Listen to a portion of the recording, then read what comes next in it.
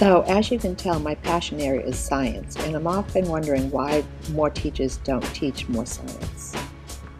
So, my quest is to find out, why aren't kids getting more science? So, I started off by doing some research online, and then from that, I started to develop my first concept map, and you can see I kind of have it all over the place.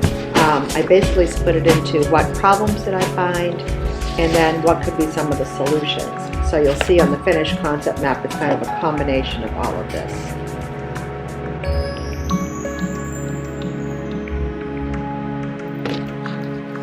So when I looked at problems, I found lots of problems in the research.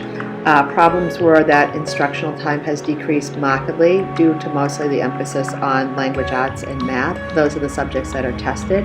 I found out that science scores don't actually count in your school's annual yearly report. There's also very low teacher confidence. Teachers don't have a lot of different training opportunities, both in their teacher education programs and professionally. And then the curriculum. Unfortunately, a lot of our curriculum is based on worksheets and the teacher being in charge. There's too many topics covered. There's very little engineering, which is very engaging to elementary students.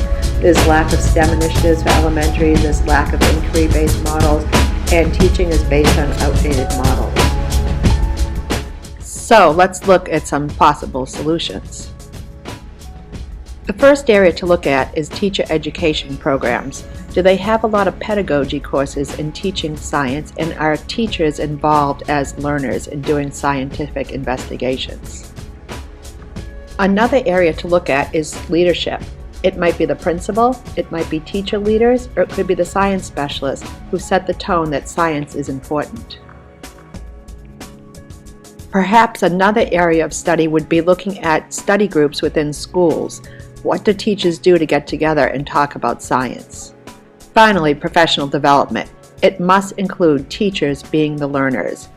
There should also be discussion on how do students best learn science, as well as how can platforms such as social media and other integrative technology both engage students and teachers.